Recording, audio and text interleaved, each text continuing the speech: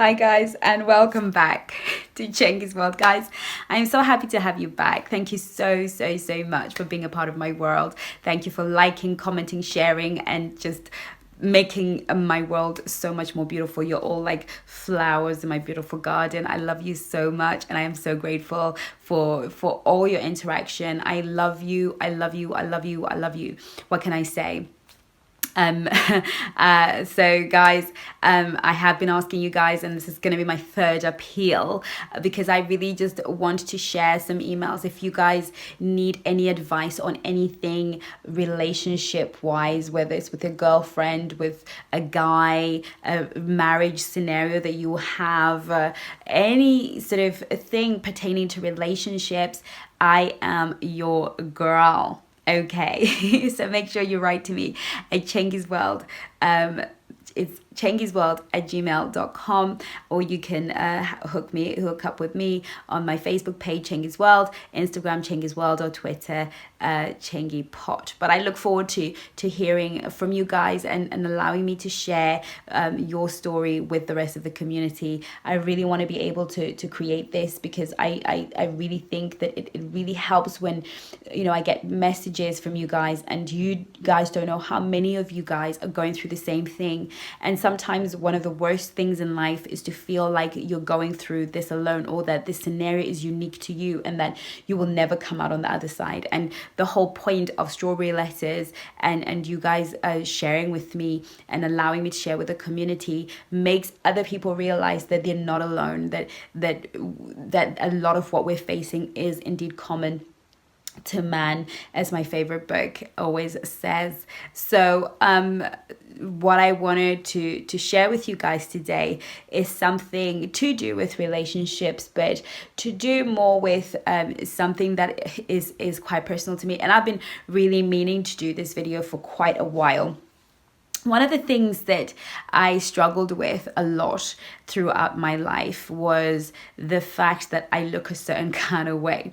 And when I was a little girl, I looked like I was one of those people that went to secondary school and looked like they should be halfway through primary school, because I always had this really small little body and, you know, this really super seemingly young little body, but my mind and my spirit and my soul had been exposed to so much that in this tiny little shell of a little girl was this really grown woman. I remember when I was 18, my colleagues at work were like, "Oh, you mean Chengi, the 18-year-old turning 40?" Because I had been through so much in life at such a young age and experienced things at such a young age that I had become a grown, in my mind and in my heart, I was very mature before my time.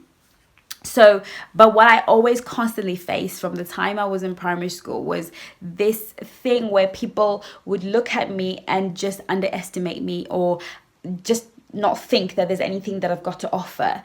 And for a long time in my life, I struggled with that. I struggled with it a lot because I couldn't be on the team. I was so good at netball, so good at sport. But because I was so dinkers, no one gave me a chance. They just took a look at me and wouldn't put me on the team. And I remember practicing. I put in more hours practicing to make the team, and being the best every weekend, every time I got home. I was so good at the sport. And I learned how to use my small little body to create magic. But there was just this thing where the teachers would look at me and my teammates would look at me and think, she's too small, she just can't play. And I didn't realize, obviously at the end of primary school, I remember I was quite good at netball.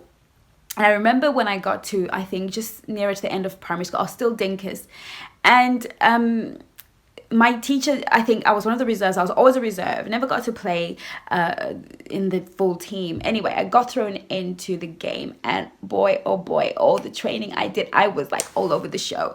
And I remember the other team, and she was going, "Watch that little one there. She's dangerous," because I used my body and my tiny little self to maneuver through the giants and get the ball in the net. I was so good at netball that the following year I became the team captain. Now, that was a life lesson that I was going to learn at a very young age, because that feeling of being underestimated continued to pursue me throughout my adult life. And whilst God had invested so much in me, I was saying to a group of friends of mine, a woman with no country, the group of friends that one day I'll talk to you guys about them. But we were talking, and I was saying to them that I've tried to somehow match my inner world with my outer world. I have this face. As I became more of a woman, I have this face, and I call it my dolly face. I don't know what it is about me, but I just stick on a bit of lipstick and just a touch of makeup, and my face turns into Barbie. I'm like, Barbie. And I realized that I quite like it. I quite like being Barbie. I quite like being Miss Glamour Puss. I love it. I love having that, because it's the only fun side of my personality. Because the truth about who I am is I'm very reclusive and very deep, and I'm always in my thoughts, and I'm always reflecting on life. So when I am like this, I am sort of, that's where I express my fun side. That's where I am somebody else. I can be fun, dolly face, smiley personality. It's how I express that lighter side of my character. And if you met me in a social scenario, a lot of my friends like, you should be a comedian, because the truth is, if I walk into a social scenario, most people are laughing all the time, because I do these accents, and I walk into a room and I'm just a really normal, down-to-earth person. But if you don't know me and you just see me walking down the street, you're just gonna think, who does she think she is? Because I know that the way that I look and the way that I present looks a bit like, I can't help it.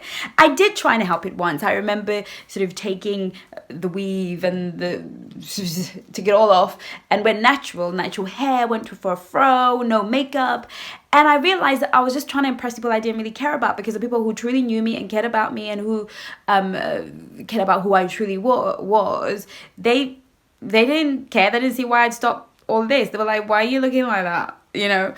But the point I'm trying to make here is I want to talk about the power of being underestimated. I realized a little bit later on in life that actually the position that I was in life, where people underestimated me, made me quite powerful. But I didn't understand how until God revealed that to me. Because here's the thing, when people look down on you and underestimate you and decide that the way you look or where you're coming from or the job that you're doing, because you do this lowly job, that's where you're always going to be, or they look down on you because of their own prejudice, this is the time in your life where God has set you up to really know who people are. Because one of the things in life is, if when you walk in and you present intelligent and you present smart and you present deep and you just present as a spiritual person and you present as this hardcore, people don't know about me that I was a minister for 5 years, a full-time minister for 5 years. And for 5 years I counseled marriages, people that were older than me. By the time I was 25, I was counseling marriages. I was counseling people who were much older than me, because I possess a spirit of great wisdom, and I'm very down to earth and very relatable with people. And for some reason, even though I couldn't fix my situation, I happen to be able to fix most people's situations by the grace of God. So, but you wouldn't know that about me by just looking at me. So most people, by the time they interact with me, are like, whoa, you are packing all of this, like behind this exterior is all of this. But what they don't realize is I learned that when you underestimate me and you just think I'm a dolly face and you just think, whatever, you're going to show me your true self. You're going to show me your true self a lot quicker. People show you their true selves a lot quicker when they don't think you have anything for them, when they don't think you have any value to bring into their lives. I remember sort of growing up and I've faced a lot of prejudice because of the way that I look. I've been overlooked for certain things simply because of the way that I look. People just assume that I couldn't possibly bring value into any conversation or into any scenario looking like that. It's like I think she's the kind of girl that just spends time doing lipstick and makeup. She's not got, sense.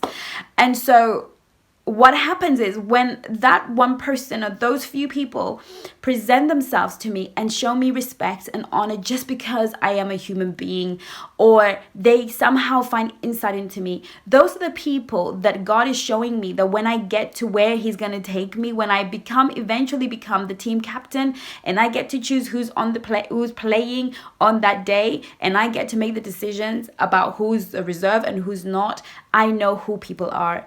And I learned that God God has always elevated me, has always put me in a position of authority and power, but after making me sit down and being abused by people and overlooked by people. And I used to think that is so not fair, because I just want to be that person that people just naturally respect and naturally give honor to and naturally do these things for. But I realized that God was trying to position me in the most powerful position. If you ever go to war, anytime you think you underestimate somebody, you're the loser, you're the fool. My mom said to me, Chengi, there is no such thing as a foolish person or a stupid person, except the person who thinks that the person is stupid. And that is one of the most wise counsel that I've received in my life. If you underestimate somebody, you're never going to prepare right. You're never going to engage for that fight with that person. If somebody was to engage me in an emotional and verbal fight, they will be very, very, very, very shocked in what I'm able to produce with my mind. And that I am packing more than they think. But when they come to you having underestimated you, that you've won half the battle. You've won half the battle. You already know what their weakness is. You already know where they're arrogant. You already know that this person lacks character, and you already know to avoid this person. So for me, I am grateful for those moments, and I reflect on some of people's inability to see past this and to be wise enough and deep enough, because it allows me to see who you are. If you talk to me any kind of way, and sometimes I know that I look younger than I actually am, especially in a real life situation. I'm not sure if I come across like that on video, but sometimes people talk to me like I'm a little girl, like I'm half my age, and they don't realize that I'm 40 this year. So you can't just talk to me like that. I've lived a little, okay? But sometimes they talk to me like I'm a little girl, like I'm just some little girl.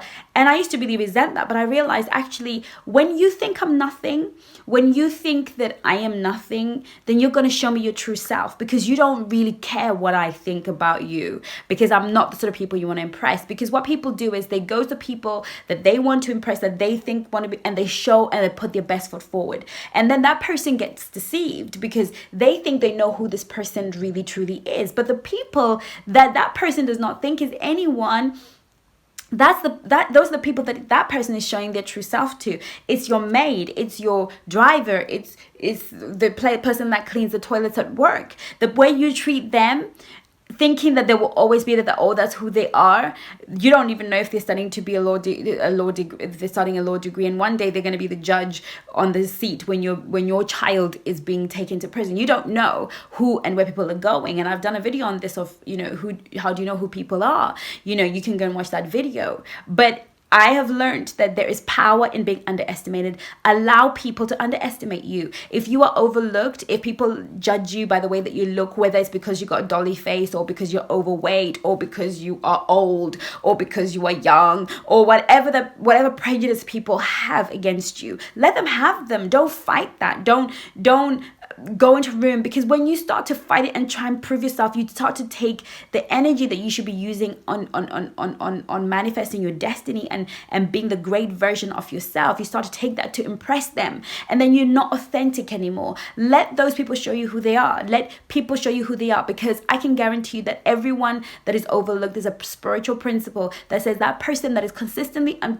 constantly overlooked is going somewhere, and that being overlooked is God's protection over your life. It's meaning that you're not going to be exposed prematurely. It's allowing you to grow. It's allowing you to take heart, and it's allowing you to strengthen yourself and become somebody. And so this is really what I want to share with you guys today. That don't allow a feeling of being overlooked, because it happens to the best of us. When you're overlooked, take it as a sign that God wants you to have a chance to read the people in front of you. Don't fight them. Don't be like, who do you think you are? Who do you think you're talking to? I've seen people do that. You're just wasting your time. Let them talk to you any kind of way, and say to yourself, you're going to regret talking to me like this, because one day you're going to need me. And 99.9% of the time it happens, because the person that you kiss your teeth and roll your eye at because you don't think they're anyone, or you've judged them, usually God has a way of bringing that person around so that you need them. So I've learned never to get bothered by people who, ignore me or look at me. I have people who I have been smiling at for months, right? and they just don't smile back. They've just decided they don't like me, or they don't think I deserve a smile back, or even eye contact, or whatever is going on with them. But I continue to smile at them because I want to test you. I want to test that when I get to where I'm going, when I arrive, who am I going to take with me? And something my sister said to me, she said, sometimes, Chengi, hard times come to show us who we can share our blessing with.